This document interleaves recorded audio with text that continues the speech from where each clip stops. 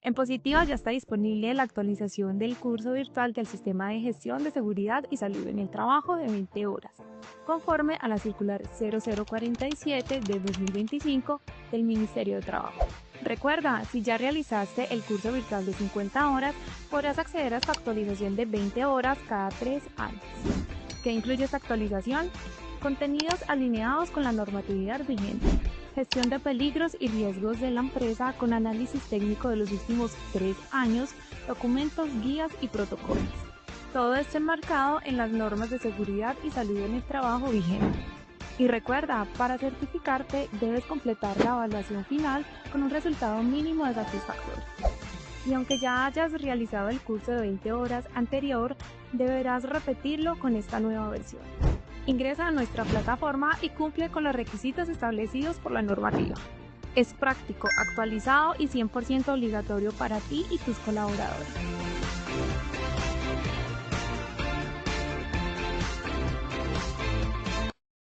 Buenos días para todos, bienvenidos a este espacio positivo Educa, Comunica y Cultura Preventiva. Soy Diana Álvarez y los acompaño durante esta hora para que conversemos y nos llevemos información muy importante y aplicable a nuestras labores.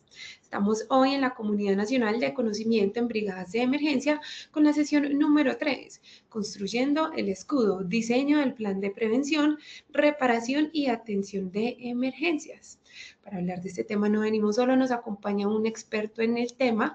Le damos la bienvenida al doctor John Breiner García, profesional en seguridad y salud en el trabajo, licenciado en educación física con maestría en educación. Se desempeña como gerente de riesgo 360 Soluciones Integrales, proveedor de Positiva ARL, como docente en la Universidad de Caldas y la Universidad de Manizales en áreas relacionadas con gestión del riesgo y seguridad industrial.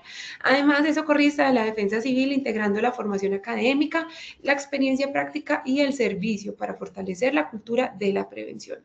Doctor John Breiner, gracias por estar aquí, de verdad es un gusto tenerte con nosotros, bienvenido. Hola Diana, buenos días. Muchas gracias a Positiva por la invitación nuevamente y buenos días a toda la comunidad nacional de conocimiento en brigadas de emergencia. Es un gusto estar nuevamente con ustedes en esta tercera sesión donde hablaremos de planes de prevención, preparación y respuesta ante emergencias. Por acá tenemos nuestra ruta de conocimiento que venimos trabajando este año, ya nuestra tercera sesión, construyendo ese plan de prevención, preparación y respuesta ante emergencias. Invitarlos para que continúen mes a mes a cada una de estas sesiones, que serán 9 en total para este año. Diana, entonces cedo ahí, después de este saludo, el micrófono para que nos ayudes con la evaluación que vamos a hacer de entrada.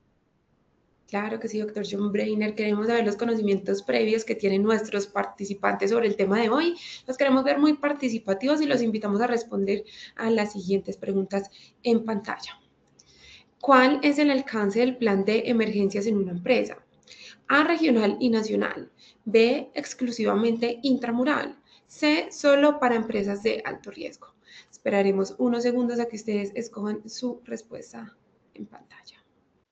Las respuestas quedaron de la siguiente manera. A, regional y nacional, 56%. Exclusivamente intramural, 44%. C, solo para empresas de alto riesgo, 0%. Vamos entonces con nuestra siguiente pregunta. ¿Cuáles son las tres categorías en las que se deben identificar las amenazas? A, internas y mixtas. B, leves, moderadas y graves. C, naturales, tecnológicas y sociales. Esperaremos unos segundos a que ustedes escojan la respuesta que creen correcta. Las respuestas quedaron de la siguiente manera. A, internas, externas y mixtas, 43%. B, leves, moderadas y graves, 54%. C, solo para empresas de alto riesgo, 2%. Vamos entonces con nuestra última pregunta, este sondeo inicial. ¿Con qué periodicidad mínima se deben realizar los simulacros de emergencia? A, una vez al año. B, cada 6 meses. C, una vez cada 2 años. Esperaremos unos segundos a que ustedes nos den sus respuestas en pantalla y volvemos con los resultados. Las respuestas quedaron de la siguiente manera. A, una vez al año, 74%. B, cada 6 meses, 26%. C, una vez cada 2 años, 0%. Muy bien, muchas gracias a quienes participaron de este sondeo inicial. Ahora sí, iniciemos con esta sesión. Doctor John Brainer, este espacio es todo tuyo, te escuchamos. Gracias, Diana. Muchas gracias. Bueno, esas respuestas estuvieron muy interesantes. Vamos a tratar de, en el transcurso de la sesión, poder revisar quiénes le atinaron a la respuesta correcta. Iniciamos entonces esta tercera sesión con esta frase de Benjamin Franklin, donde nos dice que al fallar en prepararte, te estás preparando para fallar. Importantísimo. Entonces, hoy que vamos a hablar de ese plan de prevención, preparación y respuesta ante emergencias, tener claridad que ese instrumento, que siempre hemos conocido como un documento, es fundamental al iniciar ese programa de preparativos para emergencias, que la construcción de este documento es sumamente importante para poder tener unas bases sólidas al comenzar ese programa de preparativos para emergencias y que cuando tengamos que dar respuesta precisamente a esas emergencias que se nos presenten, estemos preparados de la forma adecuada. Por eso debemos de gastar todo el tiempo, todos los recursos necesarios para poder construir este documento o este instrumento de la mejor forma y así podernos preparar para las posibles emergencias que se puedan presentar, que en muchos casos son emergencias que no podemos controlar, que la naturaleza nos las va a entregar en cualquier momento. Entonces, hoy en esta sesión vamos a tener una introducción, hablaremos un poco de este plan, qué es el plan de emergencias o plan de prevención, preparación y respuesta ante emergencias, que ya hemos tratado en la sesión 1 y 2, al igual que los otros instrumentos del orden nacional o territorial. Hablaremos de las características de ese plan de prevención, preparación y respuesta ante emergencias, cuáles son los componentes que la norma nos exige que este instrumento tenga y que debamos cumplir con ellos, y revisaremos cómo podemos documentar precisamente este instrumento, qué contenido podemos recomendar que deba llevar este. Y al finalizar tendremos entonces conclusiones y un tiempo para resolver todas las preguntas que tengan los participantes de esta sesión. Nos trazamos 3 objetivos el día de hoy con esta sesión. En el primero, reconocer el valor estratégico de este plan, no solo como un requisito normativo, sino como una herramienta vital y principal para salvaguardar vidas, proteger la infraestructura y asegurar la continuidad del negocio. En el segundo objetivo, proporcionar las directrices metodológicas y prácticas para estructurar precisamente este documento o este instrumento que debe contener.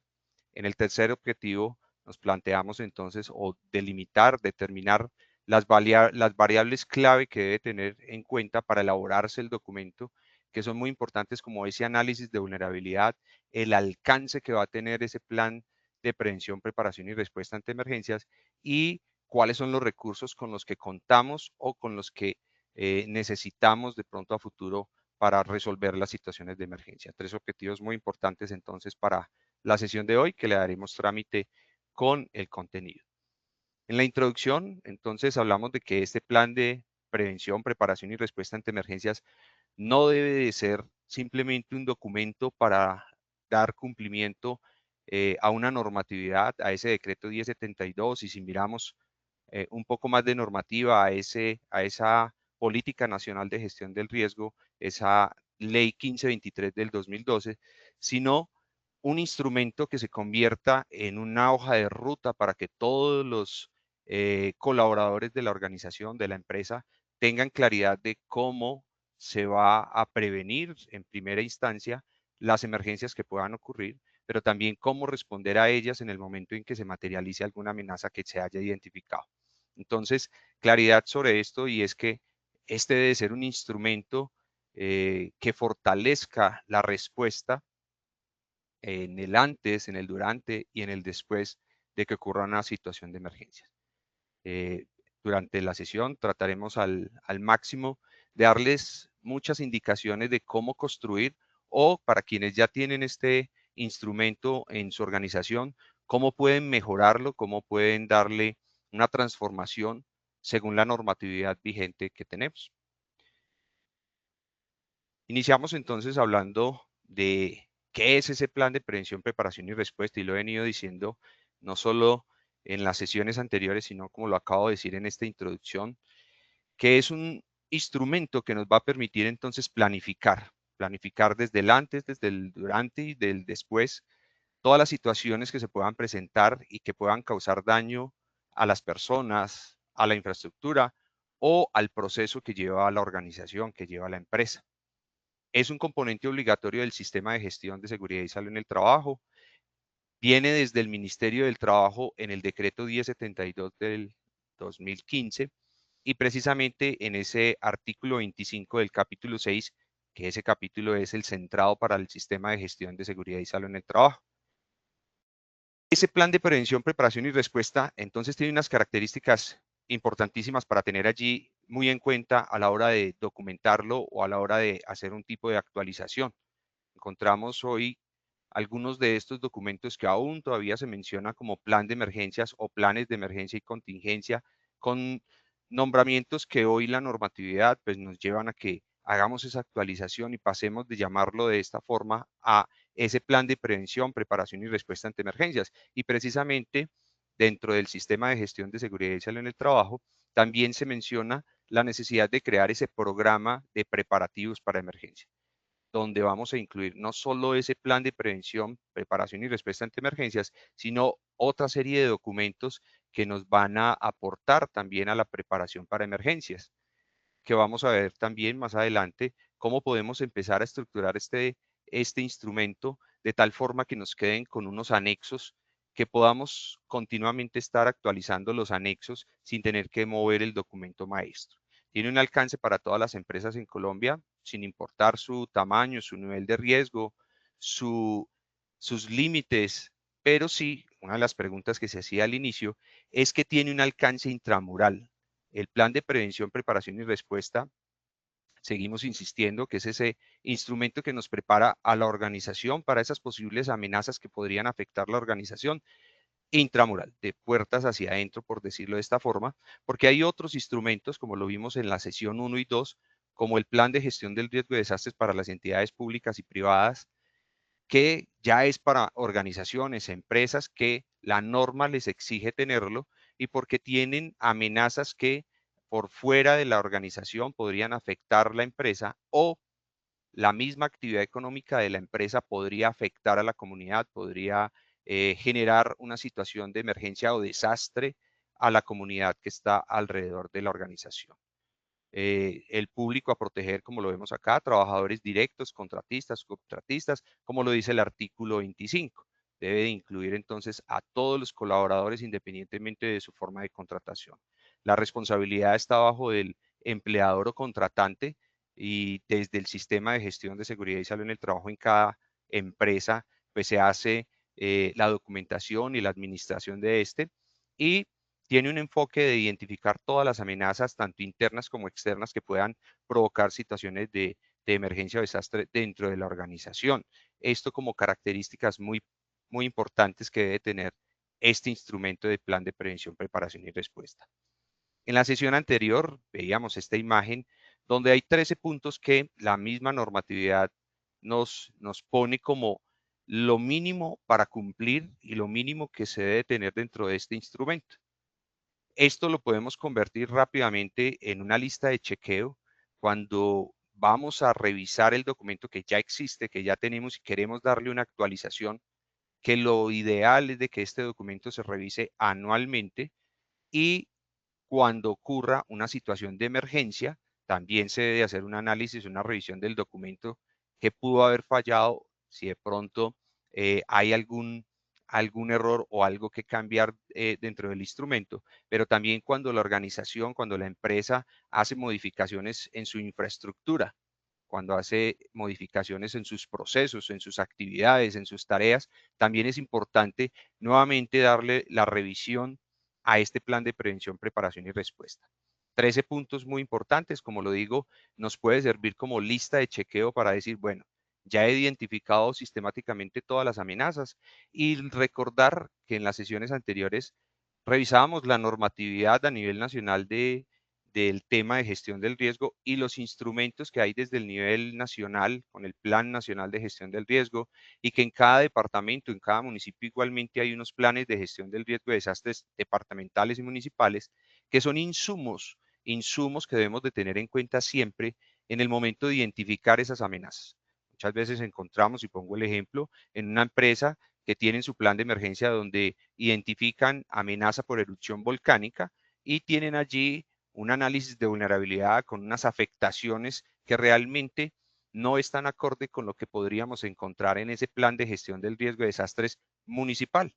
¿A qué voy con esto? Que podríamos encontrar que en el plan de prevención, preparación y respuesta de la empresa tengamos identificada esa amenaza de erupción volcánica, pero la afectación para la organización la catalogan o la califican, la evalúan con posible daño a la infraestructura por avalanchas, por caída de material piroclástico y este tipo de cosas que podrían darse.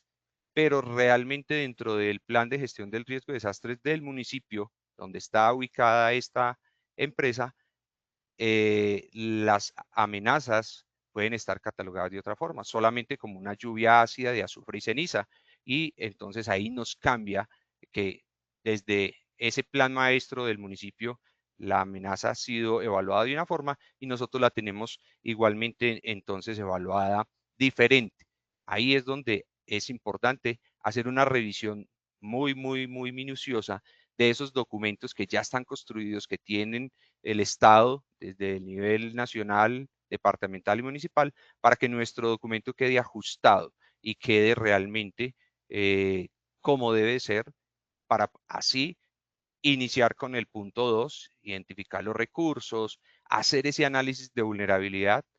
Entonces, si empezamos por el punto mal, el punto 1 de forma errónea, ya de ahí para abajo, los otros puntos pueden empezar a fallar. Podríamos tener un mal cálculo de cuáles son los recursos necesarios para atender la emergencia o ese análisis de vulnerabilidad también nos va a quedar con algún error. Igualmente, de ahí en adelante tendremos errores en cada uno de ellos y por eso hago mucho énfasis en el primer punto, que es como la partida de este documento. Esto para entrar como un poco en calor en el tema, ya que pues, vamos a encontrar que para construir este instrumento, y quiero contarles que uno se encuentra a veces con documentos muy grandes que yo los comparo con una tesis de grado de doctorado, de maestría, doctorado, porque son documentos muy robustos, muy extensos, que tienen una cantidad de información que a veces creemos que entre más se tenga documento o más tenga hojas e información este documento, mejor está. Y realmente nos complica un poco. Nos complica primero por la parte jurídica, por la parte normativa, cuando iniciamos a colocar una cantidad de normas y a citarlas dentro del documento, que si yo las cito en el documento es porque las estamos cumpliendo en la organización. Si yo coloco 30 normas normativas en este documento, es porque entonces seguramente mi documento está basado en esas 30 normas. Y eso podría ser también, como decimos popularmente, un arma de doble filo al colocar toda esta normativa. Pero estructuramos ese documento con una justificación, con una introducción, con unos objetivos, con una cantidad de información que a veces puede sobrar, que no es necesario tenerlo, que la normativa colombiana no tiene un instrumento para el diseño de este plan de prevención, preparación y respuesta o una plantilla como tal.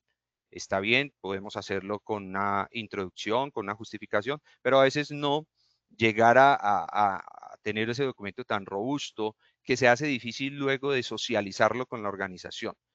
Podemos tener el formato en Word, lo podemos tener en Excel, algunas empresas lo tienen montado en sus plataformas, Positiva lo ha tenido también dentro de sus plataformas para poder diseñar el documento desde la plataforma, pero es qué información realmente debemos tener dentro de este instrumento.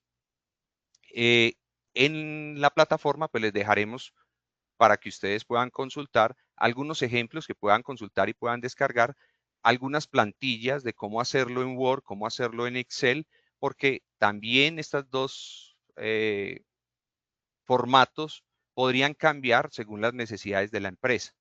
Si yo tengo una empresa que tiene 5, 6, 10 sedes o sucursales, pues yo podría tener un formato de Excel donde podría tener información por columnas y luego por sedes en las filas, y sería más fácil de visualizar, sería mucho más fácil de encontrar información y de tenerlo precisamente como ese instrumento. Cuando lo necesitamos consultar, sea fácil llegar a la información.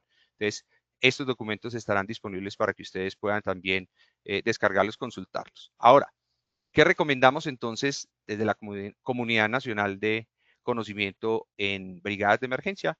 Estructurar este documento sobre 4 fases. Una fase inicial que es de diagnóstico, que es donde va lo que sustenta el plan, lo que les mencionaba entonces. Podría ir una justificación, podría ir unos objetivos, el alcance, que es muy importante. Ya vamos a mirar cada una de estas fases, cómo las vamos a desarrollar. En el alcance es muy importante dejar claridad ese plan que se está construyendo, ese instrumento, a qué parte de la organización tiene alcance. Porque si tenemos varias sedes, seguramente tendremos que tener un plan de prevención y preparación y respuesta para cada una de estas sedes, o podríamos tener un solo plan, un solo documento, pero allí hacer claridad en cada uno de los componentes a qué sede hace referencia, porque podríamos tener amenazas diferentes en cada una de las sedes. Entonces está bien, no está bajo la normatividad de que por cada sede se tenga uno, pero tampoco está de que podamos hacer uno por todas las sedes. Hay que tener claridad que la información tiene que estar dentro de ese documento, dentro de ese instrumento, claro, para poder tener la cobertura que el alcance nos está pidiendo. En la fase 2, la estructuración documental. Aquí viene ese componente de cómo vamos a ejecutar todas las actividades y toda esa planeación que hemos hecho, que hemos construido desde el diagnóstico, para ejecutarlo en el momento en que se puedan materializar. En la fase 3 hablaremos de la organización y recursos, que hablamos de que es el músculo operativo, porque es allí donde entonces vamos a colocar esa información y vamos a hacer entrenamiento, capacitación, vamos a tener los recursos disponibles para lo que ya hemos hecho en las primeras 2 fases. Y en la cuarta fase, esa validación, esa mejora continua, ¿cómo lo pongo a prueba? ¿Cómo sé si ese instrumento que he construido o ese instrumento que estoy revisando para actualizarlo realmente me va a entregar lo que necesito para prepararme ante las emergencias? Entonces, iniciemos con el primero, esa fase 1, ese diagnóstico, lo que sustenta el plan. Allí revisar el marco normativo, ser muy claros en qué normas vamos a utilizar. Recomiendo que sean pocas las normas, por lo que decía al inicio, porque podría convertirse en que en una auditoría, pues nos digan, ustedes están citando estas normas y no las están cumpliendo. Ahora, ¿cuáles son las normativas importantes de tener allí? Y no olvidar nunca la Ley 1523 del 2012, que es el gran paraguas, el decreto 1072, y no solo citando el artículo 25, podríamos citar otros que son muy importantes de allí, como el 8, el 15, el 23, que también hacen parte de compromisos que tiene la organización y los trabajadores para este tema de seguridad y salud en el trabajo y de preparativos para emergencia. Pero yo coloco allí matriz legal. No es necesario citarlas todas allí si la organización, si la empresa tiene una matriz legal ya construida. Es simplemente en mi plan de prevención, preparación y respuesta decir que la normativa o el marco legal que sustenta el plan de prevención, preparación y respuestas ya está incluido en la matriz legal. Ver anexo o ver matriz legal o dirigirse a matriz legal. Y esto nos va a cortar ahí un poco. La identificación de amenazas. Se debe levantar un inventario de todas las amenazas y, como lo decía al principio, sustentado en esos documentos que vienen desde arriba, desde el municipio, como el Plan de Gestión del Riesgo de Desastres del municipio, como la ENRE, la Estrategia Municipal para Respuesta a Emergencias, que es un documento que está ahí debajo también, que es realmente cómo el municipio va a hacer atención y va a hacer el manejo de las emergencias y desastres que se puedan presentar. Y de allí entonces viene mucha información valiosa, porque ya en la gran mayoría de municipios pues hay estudios geotécnicos y de probabilidades que puedan ocurrir emergencias y cuáles son las zonas de afectación, entre otros, que nos pueden nutrir de información este documento.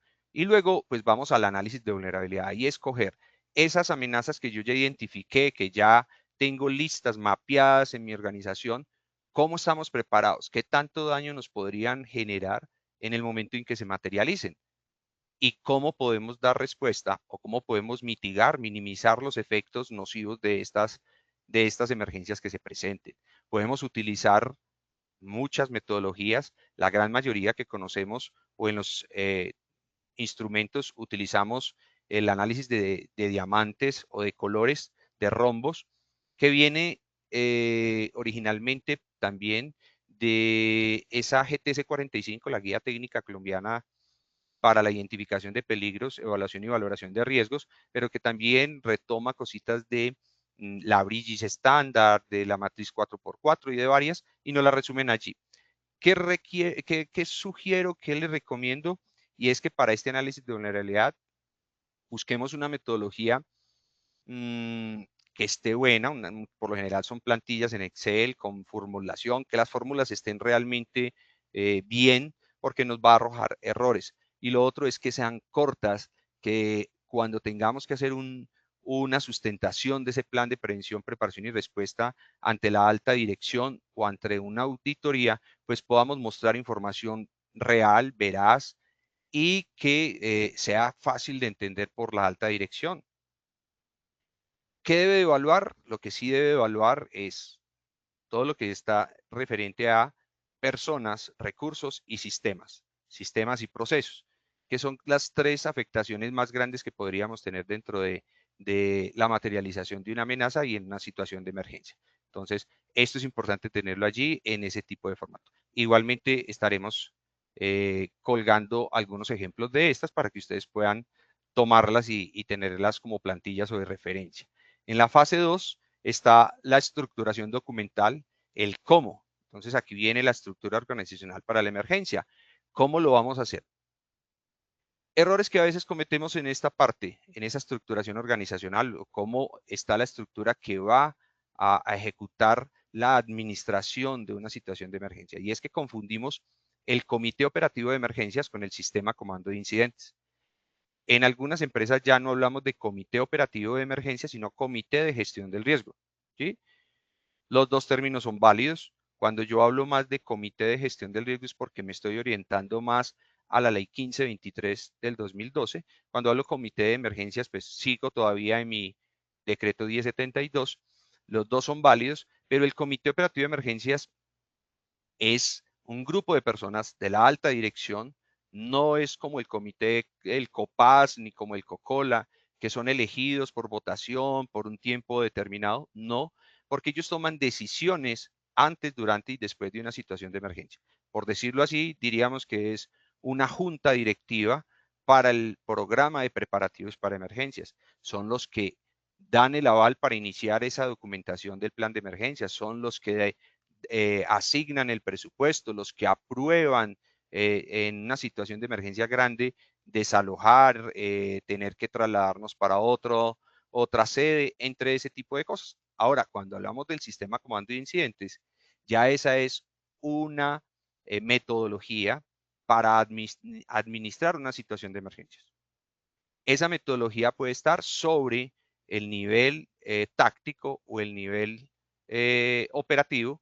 Hablamos entonces de coordinadores de áreas, desde el sistema de gestión, desde gestión humana, desde la planta, si estamos hablando de una zona industrial, y es cómo vamos a administrar esa situación de emergencia que se está presentando. Ese sistema comando de incidente lo tendremos en una de las sesiones donde estaremos hablando de todos los roles y funciones que tiene el sistema comando de incidentes. Ahora, que la organización pueda tener ese COE también o con la estrategia de sistema comando de incidentes funciona. No en todos los casos. Hay organizaciones, empresas donde el tamaño, las amenazas, el tipo de organización por los turnos que se tienen de 24 horas, etcétera, pues no va a permitir que esa parte administrativa, gerencial de alto mando, pueda estar presente en todo momento para que administre la emergencia. Entonces ahí es donde se divide. Sistema de comando de incidente lo dejamos más para que los brigadistas y los líderes, los coordinadores, lo implementen como una estrategia para administrar la emergencia. Luego viene el tema de los procedimientos operativos normalizados, que dependiendo el número de amenazas identificadas, pues tendremos la misma necesidad de tener ese mismo número de procedimientos operativos normalizados, porque este procedimiento es el paso a paso táctico que nos va a decir cómo vamos a resolver la situación de emergencia que se está presentando, cómo van a actuar los diferentes actores en esa atención de la emergencia. Cuando este PONS nos queda pequeño porque la organización, porque la situación de emergencia realmente es muy grande y con un PONS no damos respuesta, no hay una resolución, entonces nos vamos a un plan de contingencia y ahí es donde empiezan a nacer otros componentes del plan de prevención, preparación y respuesta, los planes de contingencia de los cuales hablamos en la sesión anterior. Y luego están los planes anexos obligatorios, unos planes que son muy importantes, que a veces no encontramos en estos planes de prevención, preparación y respuesta ante emergencia, como es el plan de evacuación y el MEDEVAC. Ese plan de evacuación que puede estar dentro del mismo documento o que puede estar como un anexo, que voy a mostrar ahora. Puede ser un anexo y podríamos tener varios planes de evacuación porque la organización tiene varias edificaciones dentro de la misma planta que podrían tener un plan de evacuación diferente cada uno, por las características de la infraestructura, por las características del personal que está allí, por las características de la actividad que se realiza en esta edificación. Entonces, podríamos dejarlo como un anexo. ¿Y qué nos permite dejarlo como un anexo? Actualizarlo o irlo mejorando cada vez sin tener que tocar nuestro documento maestro. Encontramos la fase 3. En la fase 3, entonces, está la organización y recursos, el músculo operativo que decíamos ahora. Aquí viene la parte de conformación de la brigada, de la capacitación y entrenamiento a todo el personal y del inventario e inspección de todos los recursos que tenemos. Entonces, en el primero, esa conformación de la brigada que mencionábamos en otra sesión y que tocaremos en la siguiente, ya a profundidad de cómo conformar esa brigada de emergencia, pues debe tener una documentación. Y recomiendo mucho que todo lo que tiene que ver con la brigada de emergencia sea un anexo al plan de prevención, preparación y respuesta, porque son los documentos que a veces más se mueven, los documentos que a veces nos toca actualizar mucho más, porque ese listado de brigadistas a veces fluctúa, porque terminaron contrato, porque ya no quieren hacer parte de la brigada, en fin. Entonces, esa convocatoria nos hace que este apartado de la conformación de la brigada se esté actualizando rápidamente. Allí también que debemos de tener un acta de conformación de la brigada de emergencias, que es importantísimo en el momento de que un brigadista se llegue a accidentar, que realmente tengamos un sustento jurídico como es el acta de conformación de la brigada, de que este colaborador fue capacitado, entrenado y dotado para realizar esa actividad, porque en una investigación de un accidente, pues tendríamos la necesidad de estas evidencias. Ahora, hojas de vida del brigadista también van allí. ¿Cuáles son los roles y funciones? La distribución que pueda tener la brigada. Si tiene el grupo de primeros auxilios, contra incendios, evacuación, comunicaciones, entre otros. Y allí es importantísimo también tener claridad sobre qué tipo de brigada vamos a tener. Y esto no es la que de pronto uno diga, uy, qué rico tener esta profesional, sino cuáles son las exigencias normativas para la organización en cuanto a brigadas. Tengo que tener una mixta, tengo que tener una estructural o una incipiente. ¿Cuál es la brigada de emergencias que debo de tener? Desde la parte normativa y después desde las necesidades que tiene la organización, según su análisis de vulnerabilidad, cuál es la brigada que debo de tener para poder hacer atención de estas emergencias. En cuanto a capacitación y entrenamiento de la brigada, entonces aquí hablamos de que no solo es capacitar y entrenar a esa brigada, que debe haber un cronograma, otro anexo más. Vemos documentos muy robustos, lo vuelvo y lo repito, documentos de 200 hojas, porque ahí metemos el plan de capacitación. Es más, metemos hasta los temas que se van a dictar, y eso nos pone un documento muy robusto. Este puede ser entonces también ese programa de capacitación, ese cronograma de actividades puede ir aparte como un anexo para estarlo cada año actualizando. Pero no quedarnos en capacitar solamente y entrenar solamente a los brigadistas. Una estrategia muy importante que recomendamos es que ese tema que se le dicta en el mes de mayo a la brigada sea replicado por los mismos brigadistas al resto de la organización. No necesariamente tiene que ser con la misma intensidad horaria y con los mismos equipos, pero si damos una charla de RCP para la brigada de emergencias, qué bueno que estos mismos brigadistas hagan un recorrido por toda la empresa contándoles cómo se hace una RCP, cómo se utiliza un DEA y cómo hacer una activación de la cadena de llamadas en cuanto al tema de una parada cardíaca. Entonces, eso hace que todos estemos preparados como recomendación. Ahora, en el inventario e inspección de equipos, fundamental. Podríamos tener los mismos formatos que desde el sistema de gestión de seguridad y salud en el trabajo para inspecciones se tienen, o podrían ser formatos muy específicos para el plan de prevención, preparación y respuesta ante emergencias. ¿Qué se sugiere aquí? Que estos brigadistas tengan conocimiento, que puedan recibir una formación en cómo hacer esas inspecciones, porque los brigadistas son quienes deberían apoyar estas inspecciones. En muchas organizaciones que tienen varias sedes designan precisamente a estos brigadistas para que estén pendientes de el inventario de los extintores, cuando vencen, si están ubicados en el punto adecuado, de los insumos que están en el botiquín. Entonces es importante tener esto también como anexos y tener un cronograma de inspecciones, que sean periódicos, que pueden ser trimestrales, semestrales, para revisar estos equipos, que muchos de ellos hay que revisar fechas de vencimiento, si están recargados, si tienen baterías como las linternas, los DEA, los equipos para tomas de signos vitales, entre otros. Entonces, ahí está esta recomendación. En la fase 4 viene la validación, lo que hablamos de mejora continua. Poner a prueba ese documento o ese instrumento para saber qué necesitamos corregir, si realmente nos va a cumplir el objetivo o los objetivos que nos hemos trazado. Entonces, los simulacros de emergencia, y damos respuesta a una de las preguntas que nos hacían.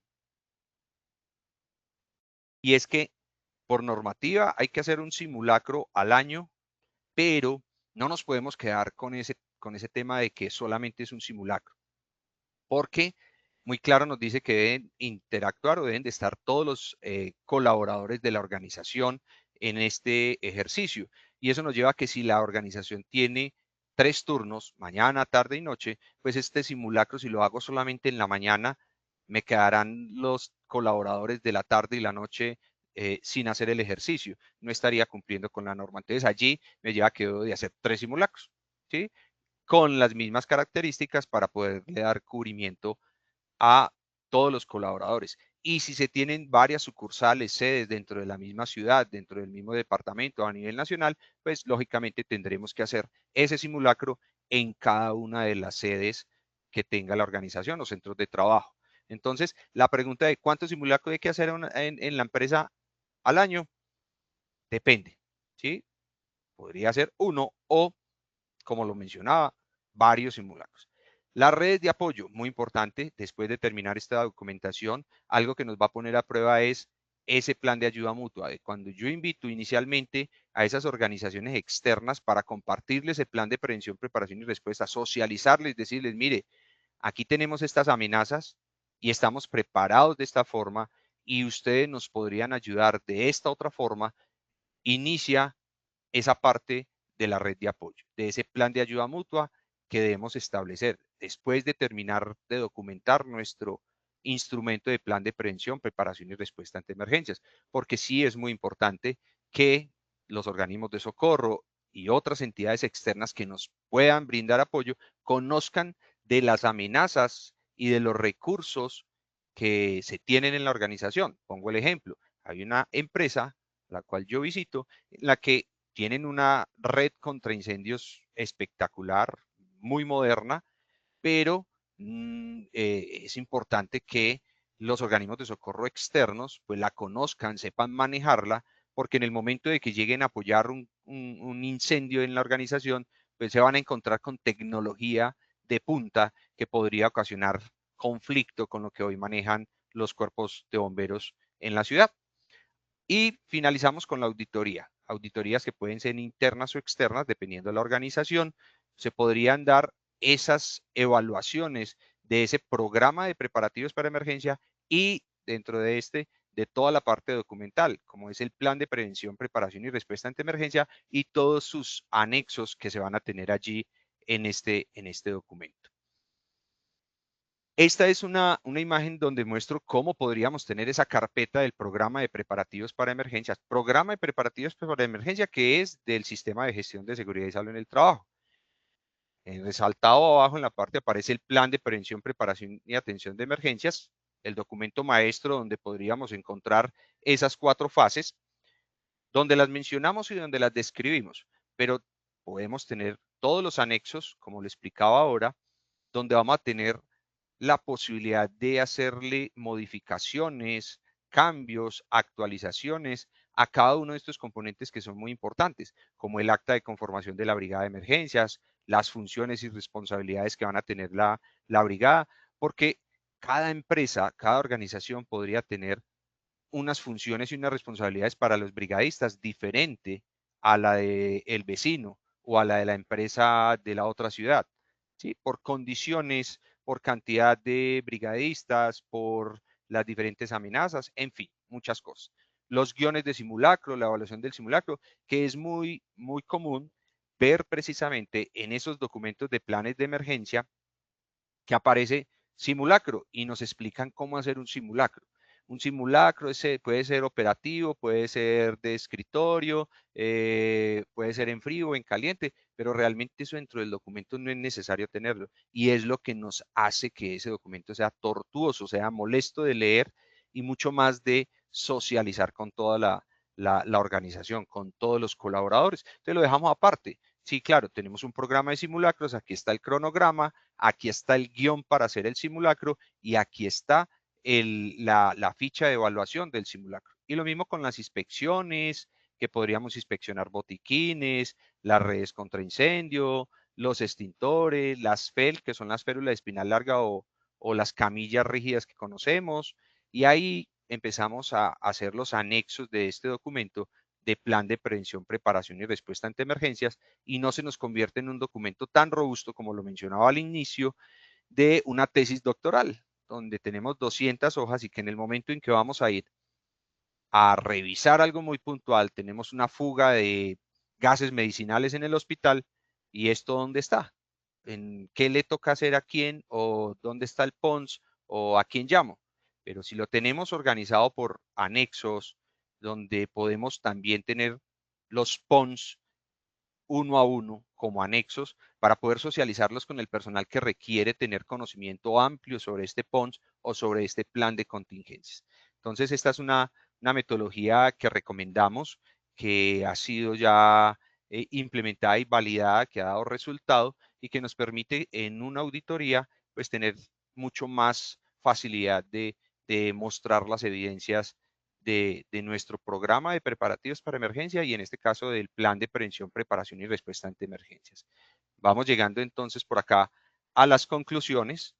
Lo decíamos al inicio, hay que trascender de que esto sea un documento para archivar, para cumplir la norma y llevarlo a un instrumento que realmente nos permita prepararnos para el antes, durante y después de una situación de emergencia o desastre dentro de la organización.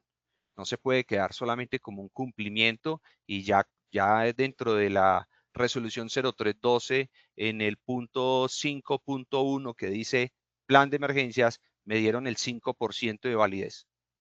Ya saqué ahí un 5%. ¿Y tengo brigada? Sí, otro 5%. Y ya cumplí con la norma. Realmente lo que debe hacer este instrumento es llevarnos a que todo el personal de la organización esté preparado y no dejarlo solamente como el cumplimiento normativo.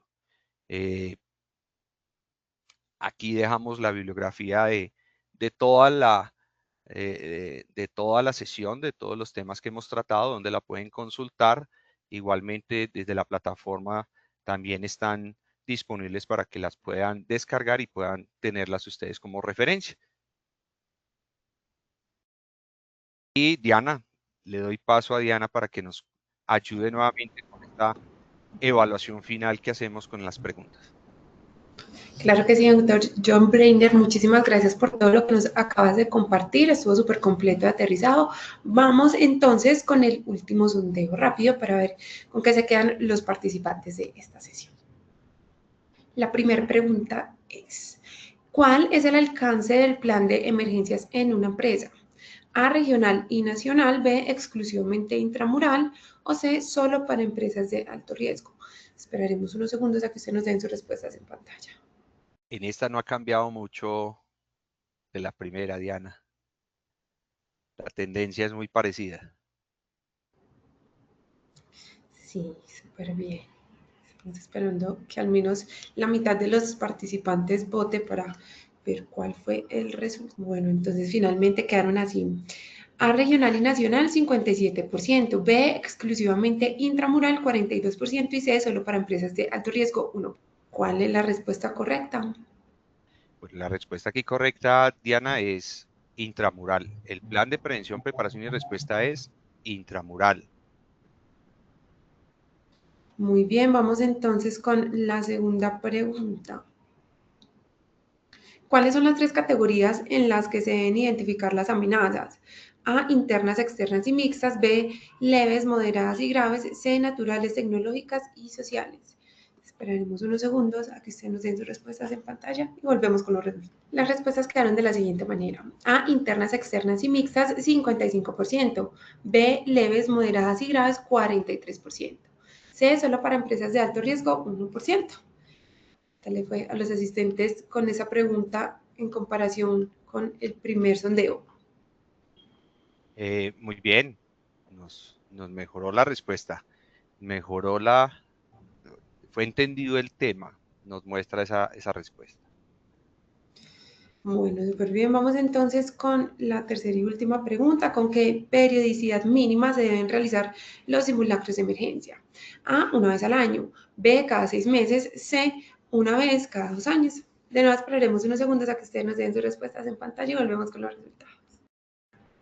Los resultados quedaron de la siguiente manera. A, una vez al año, 85%; B, cada 6 meses, 15%; C, una vez cada 2 años, 0%. Muy bien, Diana. Esa fue la última que pudimos resolver.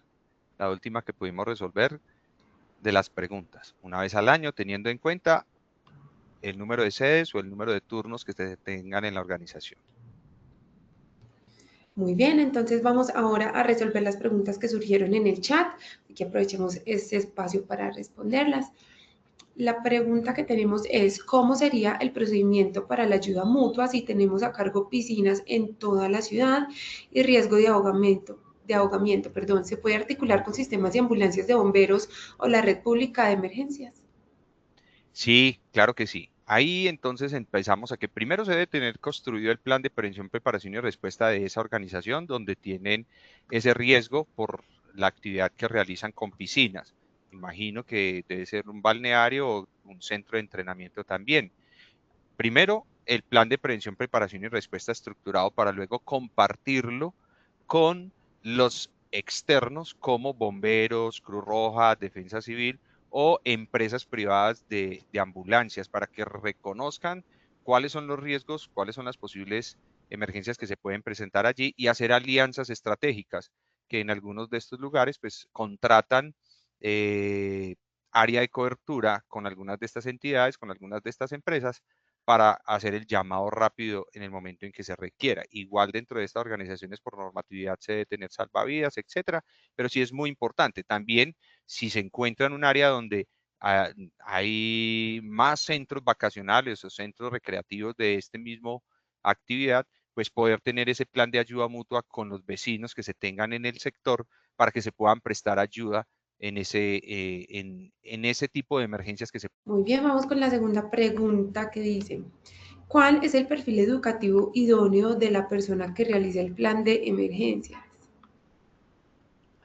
Bueno, ahí viene un tema bien interesante y es que desde hace muchos años atrás solo pensábamos en los socorristas, porque pues son los que a diario están atendiendo emergencias y a diario están haciendo capacitación y entrenando, y el perfil era muy buscado en todos los socorristas de diferentes organismos de socorro. Hoy encontramos los profesionales de seguridad y salud en el trabajo que reciben ese entrenamiento, esa capacitación también dentro de su pensum académico.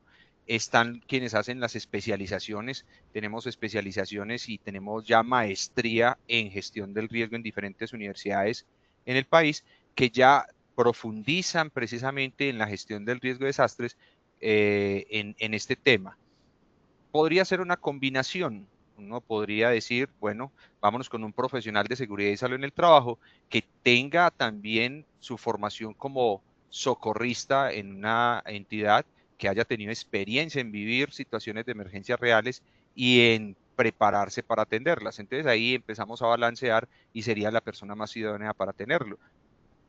Es como la sugerencia y la recomendación que tenemos allí.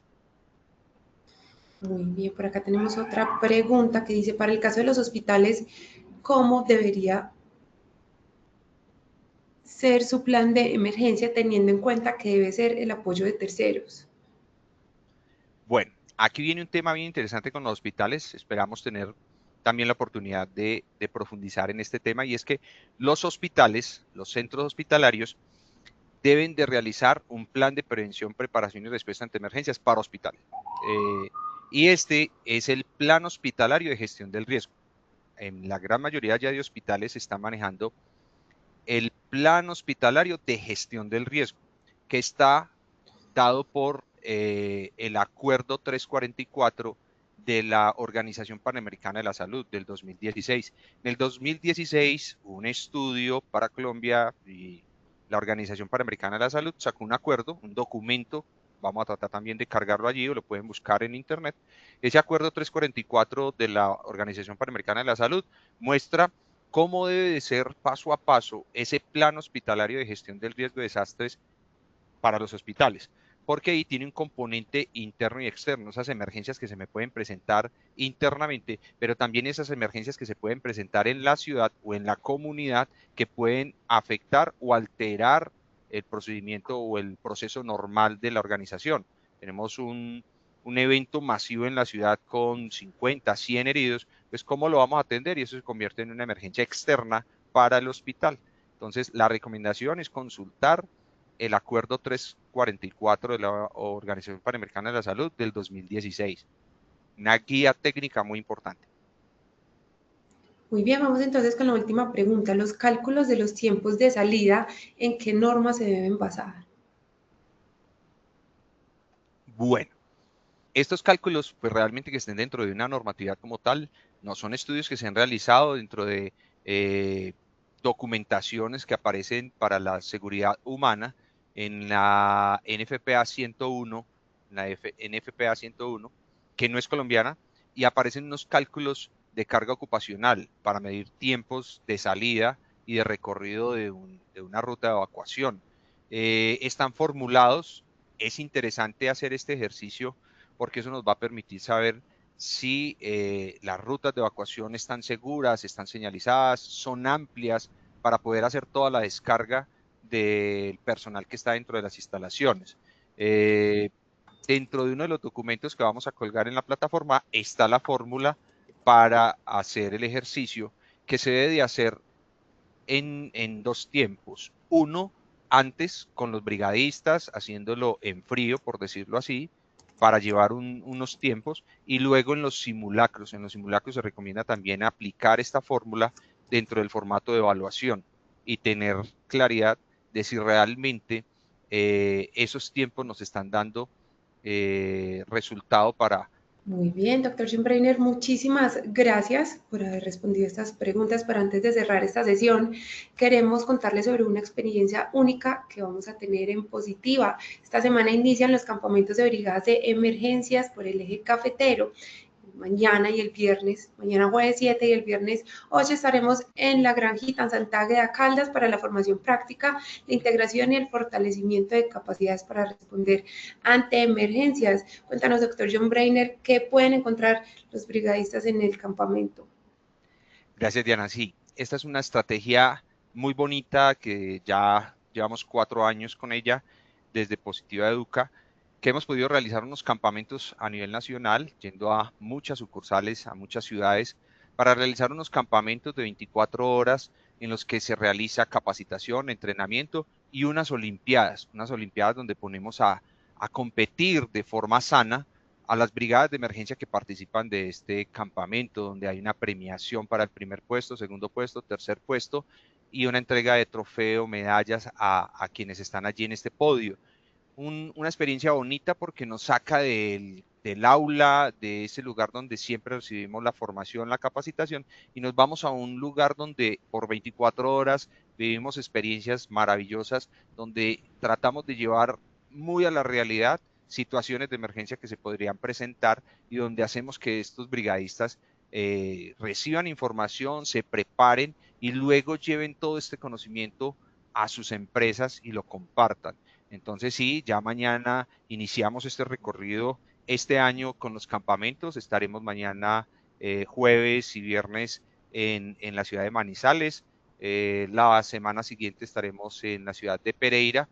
Invitamos para que se inscriban a este bonito espacio en Pereira. Es el tercer campamento ya que se realiza en Pereira y que aún están abiertas las inscripciones para que puedan estar allí. Continuaremos en Armenia, luego iremos a Yopal, San Andrés, estaremos en Barranquilla, en Bucaramanga, Medellín, Cali, y así le daremos vuelta a este lindo país llevando este tema de los campamentos. Así es, en el chat ya les dejamos el link de inscripción para la brigada, campamento Brigada Manizales y en Pereira. Muy bien, muchísimas gracias, doctor John Brainer, por compartirnos tu conocimiento y por compartirnos también tu tiempo. Nos vemos muy pronto en la próxima sesión de tu comunidad.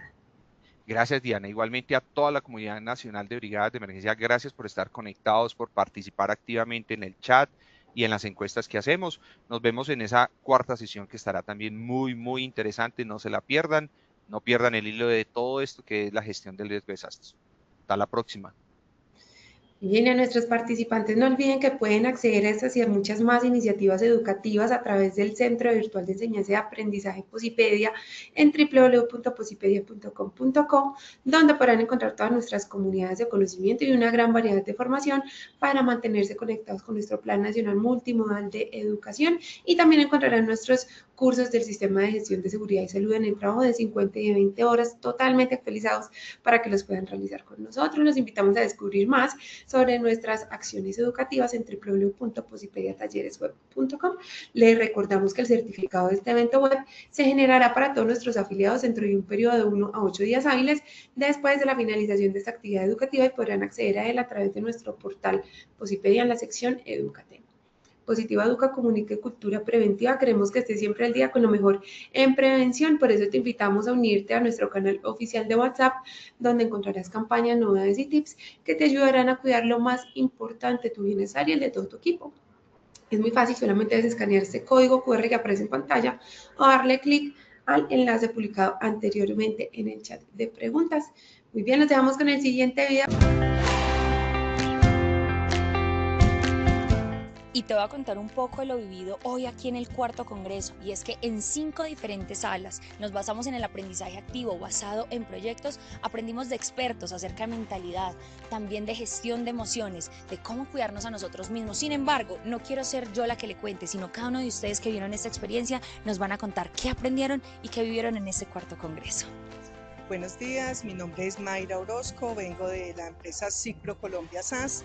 La experiencia ha sido para mí fabulosa, ha sido una experiencia de aprendizaje, porque a pesar de que en la empresa todo está muy bien implementado, de todo esto hemos aprendido mucho, a qué mejoras debemos de tener, cómo debemos de aprender a ser líderes, ¿sí? Ante todo, la diferencia entre jefe y líder, y que es muy importante. Y seguir adelante con todos estos tips, con todos estos conocimientos que hemos adquirido hoy para mejorar en nuestras empresas. Y por aquí me encuentro con una mujer maravillosa. Cuéntanos cómo te llamas. Hola, mi nombre es Safari Alzate Acosta, Soy psicóloga y vengo en nombre de la Alcaldía de Manizales. Bueno, hemos pasado por 3 salones maravillosos, pero este es salón número 2, donde hacemos un ejercicio de expresión de emociones, me parece genial porque es donde podemos tener la capacidad de entender que es desde nosotros mismos donde podemos construir el entorno, construir la cultura, pero a partir de nuestras actitudes. Nos hemos divertido tratando de personificar tanto emociones como la ira, como la rabia, pero también como la alegría, la empatía y cómo podemos contagiarnos a partir de esa expresión positiva de energía. Mi nombre es Felipe Calderón, soy el director de la Clínica Vita de La Dorada Caldas, clínica de mediana complejidad. Para mí la ARL positiva es una familia y siento que la clínica es parte de la familia, me siento acogido por la familia positiva. Siento que mis empleados, cuando los traigo a estos congresos, aprenden y llevan consigo mucha información que les sirve tanto a la institución como al resto de sus compañeros. Hoy en el 4º congreso me siento satisfecho del cambio que realizaron y realizar eso en una dinámica más individualizada y más personalizada por grupos.